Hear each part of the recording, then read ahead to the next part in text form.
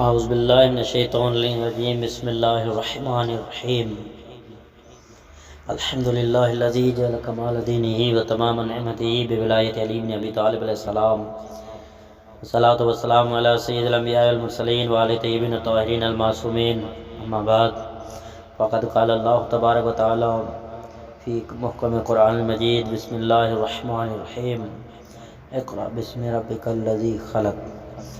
ناظرین گرامی قادر سامعین محترم السلام علیکم ورحمۃ اللہ۔ تمام عالم اسلام کو 27 رجب عید بعثت پیغمبر صلی اللہ علیہ وسلم کی مبارکباد پیش کرتے ہیں۔ 27 رجب وہ مبارک دن ہے جب پیغمبر اکرم صلی اللہ علیہ وسلم نبوت کے درجے پر فائز ہوئے اور ان پر خداوند متعال کی جانب سے پہلی وحی نازل ہوئی۔ اس عظیم دن کو بہتر پہچاننے کے لیے عظیم شخصیات کے اقوال کا سہارا لینے کی ضرورت ہے۔ ولی امر مسلمین جان امام خامنہئی مجدد العالی نے مختلف مواقع پر اس مبارک اور نورانی دن کے بارے میں اظہار نظر فرمایا ہے۔ روز بعثت کی مناسبت سے آیت العظمہ سید علی خامنہئی کی فرمائشات آپ بیان کر رہے ہیں۔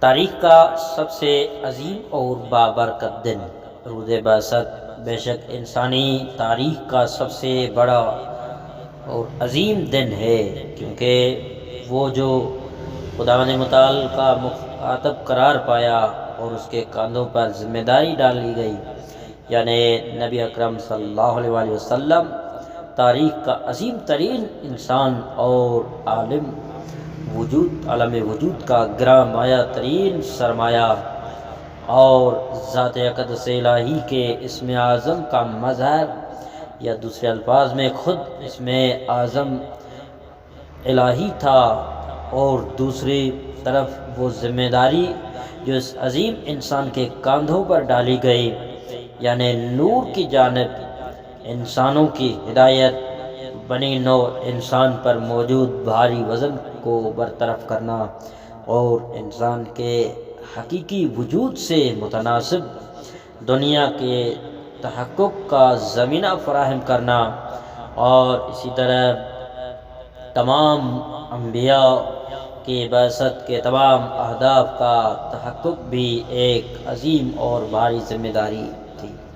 یعنی خداوند متعال کا مخاطب بھی ایک عظیم انسان تھا اور اس کے کاندھوں پر ڈالی گئی ذمہ داری بھی ایک عظیم ذمہ داری تھی، لہذا یہ دن انسانی تاریخ کا عظیم ترین اور بابرکت ترین دن ہے۔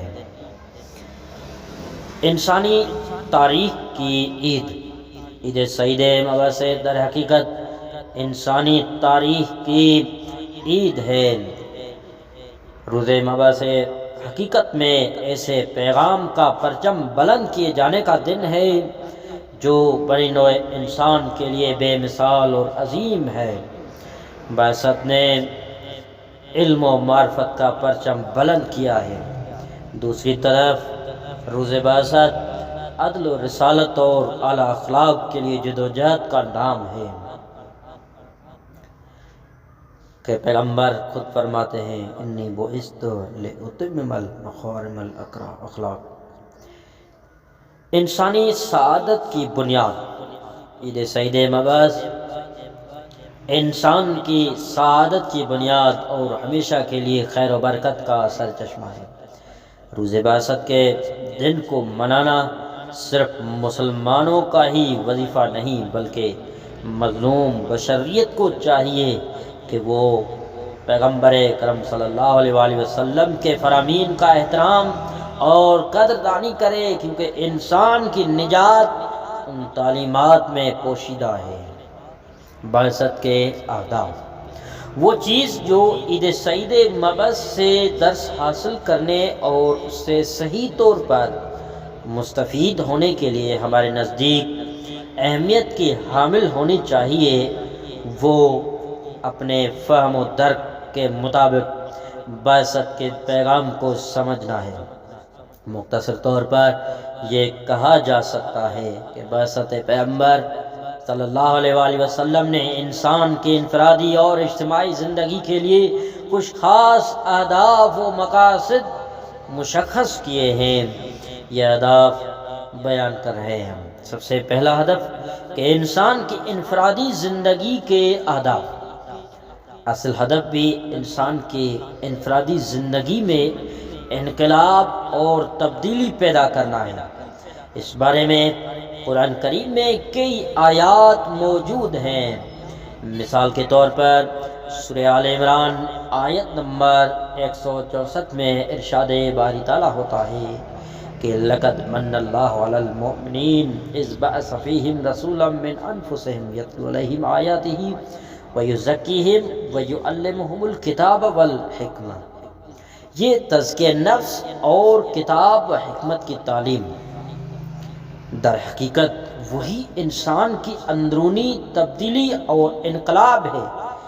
انسان کے لیے اپنی خلقت کے حقیقی مقصد تک پہنچنے کے لیے ضروری ہے کہ اپنی انفرادی زندگی کے بارے میں بعثت انبیاء کے اہداف کی تکمیل کرے، یعنی اپنے اندر بنیادی تبدیلی پیدا کرے، اپنے باطن کی اصلاح کرے اور خود کو تمام برائیوں اور پستیوں اور ان تمام خواہشات سے نجات دلائے جو انسان کے اندر موجود ہیں اور دنیا کی تباہی کا باعث بن رہی ہے۔ یہ ہدف انسان کے انفرادی زندگی سے متعلق ہے، جیسا کہ پیغمبر اکرم صلی اللہ علیہ وآلہ وسلم فرماتے ہیں کہ انی بعثت لأتمم المکارم الاخلاق، یعنی میں اعلیٰ اخلاق کی تکمیل کے لیے مبعوث ہوا ہوں۔ انسان کا حقیقی مقصد اس اعلیٰ اخلاق کی جانب پلٹنا ہے، یعنی تہذیب نفس انجام دینا ہے، انسان کو حکمت کی جانب لے جانا ہے، اسے جہالت سے نکال کر حکیمانہ زندگی اور فہم و فراست کی جانب لے جانا ہے۔ دوسرا ہدف انسان کی اجتماعی زندگی کے اہداف۔ انسان کی اجتماعی زندگی سے متعلق بعثت رسول اللہ صلی اللہ علیہ وآلہ وسلم کا ہدف اجتماعی عدالت و انصاف کا تحقق ہے۔ خدا نے متعال ارشاد فرماتا ہے لَقَدْ أَرْسَلْنَا رُسُلَنَا بِالْبَيِّنَاتِ وَأَنزَلْنَا مَعَهُمُ الْكِتَابَ وَالْمِيزَانَ لِيَقُومَ النَّاسَ بِالْقِسْطِ۔ سورہ حدید آیت نمبر 25 میں خدا نے متعال ارشاد فرمایا۔ اس آیت میں قسط اور عدل میں ایک بنیادی فرق پایا جاتا ہے۔ عدل کا مفہوم عام ہے، یعنی وہی اعلیٰ اور برتر مفہوم جو انسان کی شخصیت اور اجتماعی زندگی اور روزمرہ حوادث میں پایا جاتا ہے۔ عدل کا مطلب یہ ہے صحیح طرز عمل، معتدل ہونا اور اعتدال کی حد کو پار نہ کرنا، لیکن قسط کا مطلب اسی عدالت کو اجتماعی روابط میں اجرا کرنا ہے۔ یہ وہی چیز ہے جسے ہم اجتماعی عدالت اور انصاف کا نام دیتے ہیں۔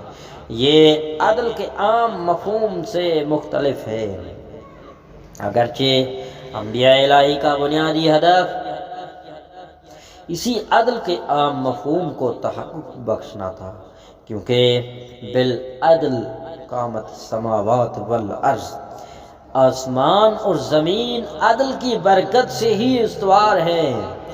لیکن وہ چیز جس کی وجہ سے انسانیت کو آج تمام مشکلات کا سامنا ہے اور بشریت اس کی پیاس ہے اور اس کی بغیر زندہ رہنا ممکن نہیں ہے، قسط ہے۔ قسط یعنی یہ عدل و انصاف انسانی کی اجتماعی زندگی میں جلوہ گر ہو جائے۔ انبیاء علیہ السلام اسی مقصد کے لیے مبعوث ہوئے ہیں۔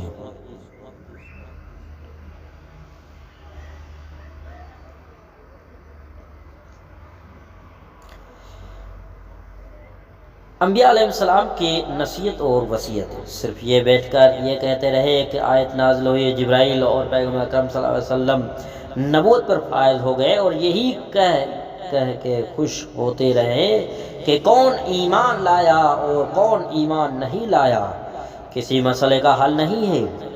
اہم یہ ہے کہ ہم اس عظیم واقعے سے جو پیغمبر اکرم صلی اللہ علیہ وآلہ وسلم کی مبارک زندگی میں پیش آنے والے تمام واقعات کا پیش خیمہ اور اساس ہے، درس حاصل کرے۔ کبھی بھی آسودگی اور رفاہ کی حالت میں حق کا پرچم بلند کرنے اور اس کے حق میں نعرہ لگانے سے حق نہیں پھیلا کرتا۔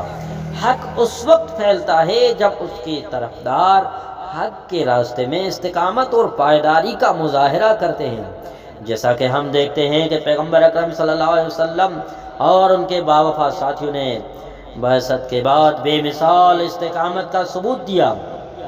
شعب ابی طالب کا واقعہ سب کو یاد ہے۔